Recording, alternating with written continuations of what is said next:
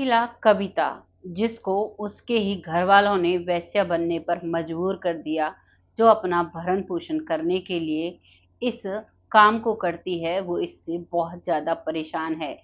इस कहानी में ये नाम भी काल्पनिक है और उसकी जगह उसके घर का जो पता है वो हम इस कहानी में नहीं दे सकते।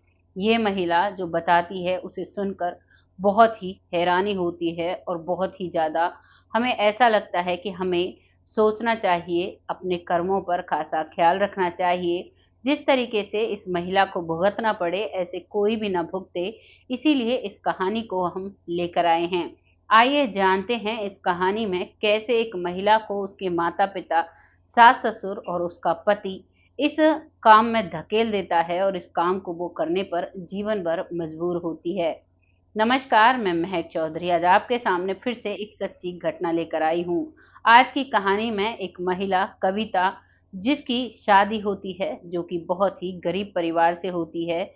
उससे अलग उसकी 4 बहनें और होती हैं, माता-पिता बहुत मजबूर होते हैं और उसकी अपने हिसाब से एक बढ़िया लड़का देखकर उसकी शादी कर दी जाती है। शादी के बाद वो अपने ससुराल जाती है।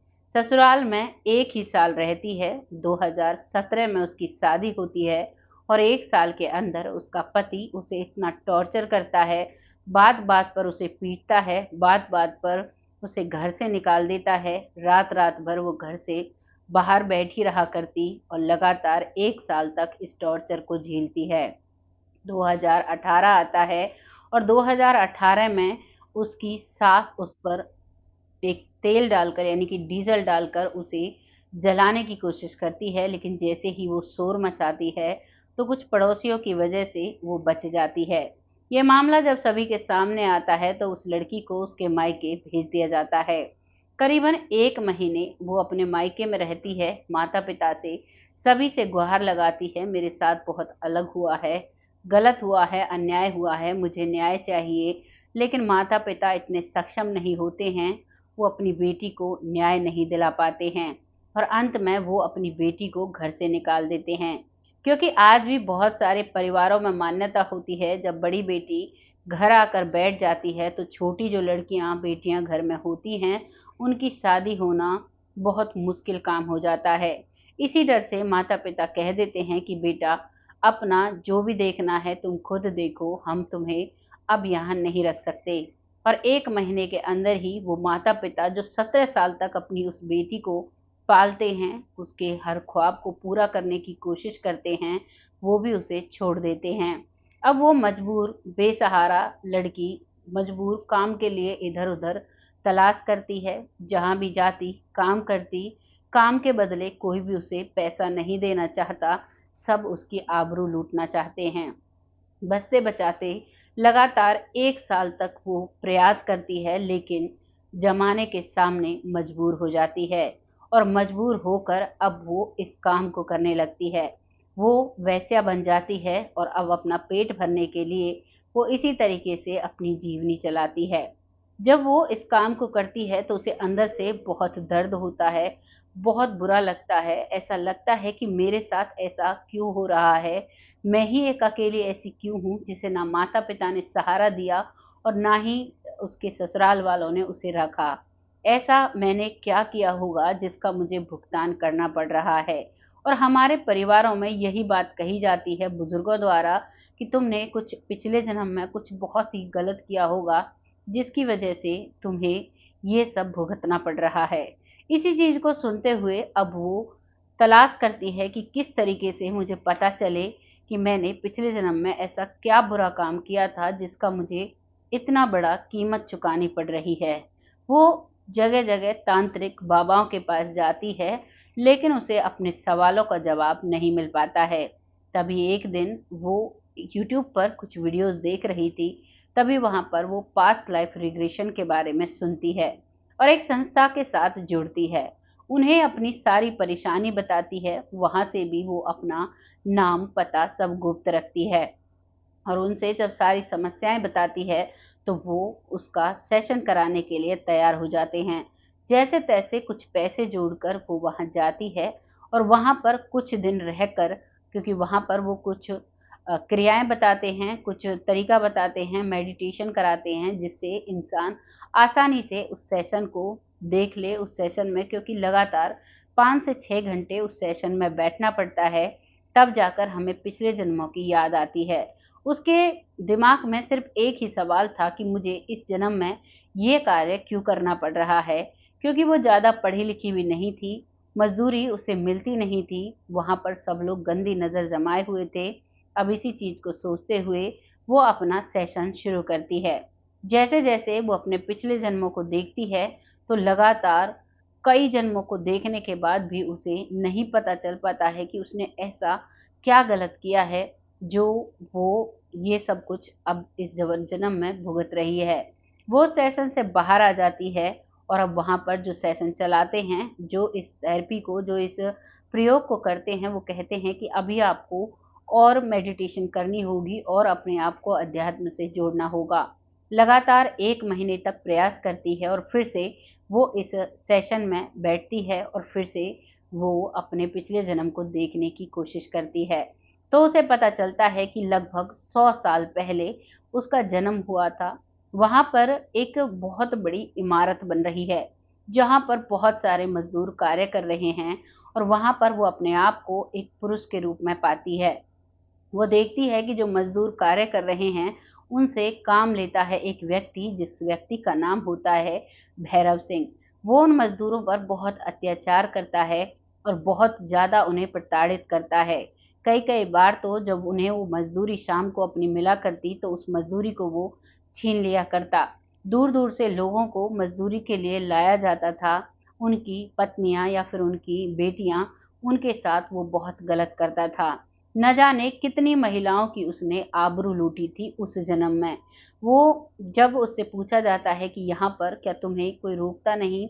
तो वो कहता है कि ये सभी मज़दूर गलत तरीके से लाए जाते हैं, ना इनका नाम, ना पता, कुछ भी नहीं होता, इसीलिए ये पुलिस के पास नहीं जाते हैं और उस समय तो पुलिस का भी इतना रौब नहीं हुआ करता था और ऐसी बातें यूँ ही छुप जाया करती थी।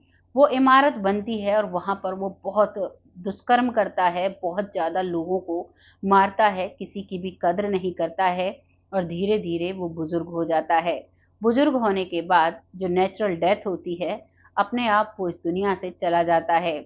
उसके बाद उसका अंतिम संस्कार किया जाता है और उसके बाद वो जब ऊपर जाती है, यानी जो परमेश्वर से जब वार्तालाप एक आत्मा का होता है, तो उसे बताया जाता है कि तुमने बहुत बुरे कर्म किए हैं और इस जो ये तुमने कर्म किए हैं, इन सब को भुगतने के लिए तुम्हें बहुत सारे जन्म लेने पड़ेंगे और इन सब को तुम्हें अंत तक भुगतना होगा। जब इन सभी करे हुए पापों का अंत हो जाएगा, तब तुम एक सामान्य ज़िंदगी जियोगी और उसी के ब्याह पर उसे ये जन्म मिलता है और इस जन्म में वो इतना ज़्यादा दुःख झेलती है, इतना ज़्यादा परेशान होती है, अपने जिस कार्य को वो करती है, उसमें वो खुश नहीं रहती, मजबूरन उसे वो कार्य करना पड़ता है। वो सेशन से बाहर आती है और उसे अब सब कुछ एहसास हो जाता है, सब कुछ पता लग जाता है कि ये मेरे ही किए हुए बुरे कर्म हैं, जिनका भुगतान मुझे इस जन्म में करना पड़ रहा है।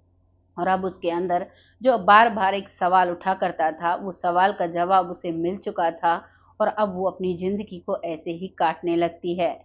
वो महिला हमें ये कहानी लिखकर भेजती हैं और ये कहानी हम आप सबके सामने इसीलिए लेकर आए हैं कि आप लोग इससे कुछ जानकारी लें और अपने कर्मों को ध्यान से करें। आप देखें कि किसी का भी आप दिल ना दुखाएँ, किसी का भी आप नाजायज़ फ़ायदा ना उठाएँ, क्योंकि पहले ज़्यादातर लोग जानते थे कि जो महिला होती है, वो महिला ही बनती है, जो पुरुष होता है, वो पुरुष बनता है, लेकिन ऐसा कुछ नहीं होता। उसको जिस तरीके से भुगतना पड़ता है, वैसे ही उसे जन्म मिलता है, क्योंकि उसने पिछले जन्म में बहुत सारी महिलाओं का शोषण किया था और बहुत सारी महिलाओं को एक बहुत ही गहरा दर्द दिया था। उसी दर्द को इस जन्म में वो महिला बनकर एहसास करती है और महसूस करती है कि मैंने कितना गलत किया था। ये भगवान का एक इंसाफ है। भगवान हर जीवात्मा को उसके कर्म की सज़ा ज़रूर देता है और हर एक इंसान को जो अपने जीवन में कुछ गलत कार्य करते हैं, उनका एहसास कराते हैं इसी तरीके से। इसीलिए हमें जो अपने कर्म हैं, उन पर ख़ासा ख़्याल रखना चाहिए। ये कहानी यहाँ समाप्त हो जाती है। वो महिला गुमनामी के अंधेरे में है, अपना जीवन काट रही है, ना ही उसका कोई परिवार है, ना ही उसकी कोई केयर करने वाला है। आते हैं तो सब उसका फ़ायदा उठाते हैं और उसकी आँखों से आँसू निकलते रहते हैं और अपने जो उसने कर्म किए थे, उनको वो भुगत रही है। उनका ये कहना है कि जो भी है इसी जन्म में भुगत लूँगी, क्योंकि अब तो मैं इस काम में घुस चुकी हूँ, इस काम से मैं नहीं निकल सकती। कहते हैं वेश्यावृत्ति एक ऐसी जगह है जहाँ पर जब कोई महिला पहुँच जाती है तो वहाँ से बाहर निकलना नामुमकिन हो जाता है।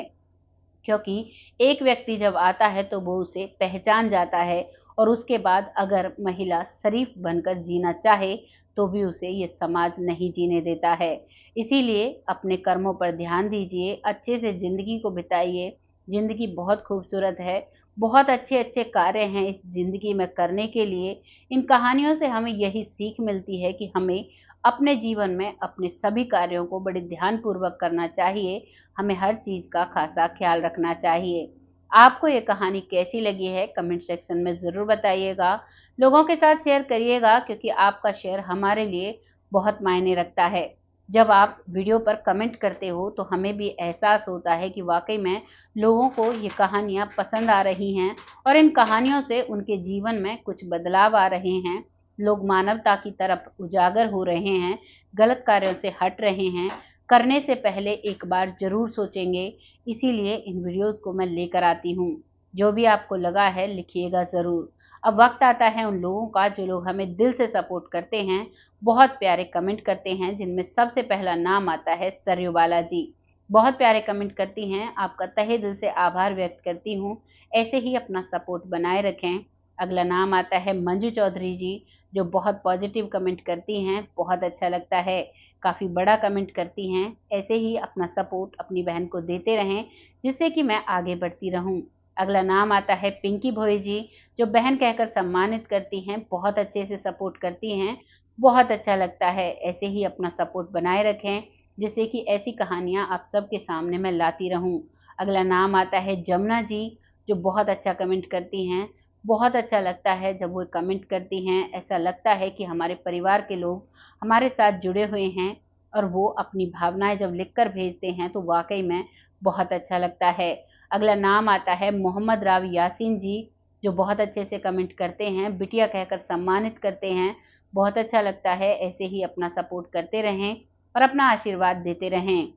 अगला नाम आता है रामायण कुशवाहा जी, जो बिटिया कहकर संबोधित करते हैं, वीडियो को डलते ही तुरंत देखते हैं, बहुत अच्छा कमेंट करते हैं, आपका तहे दिल से आभार व्यक्त करते हैं। ऐसे ही अपना सपोर्ट और अपना आशीर्वाद हम पर बनाए रखें।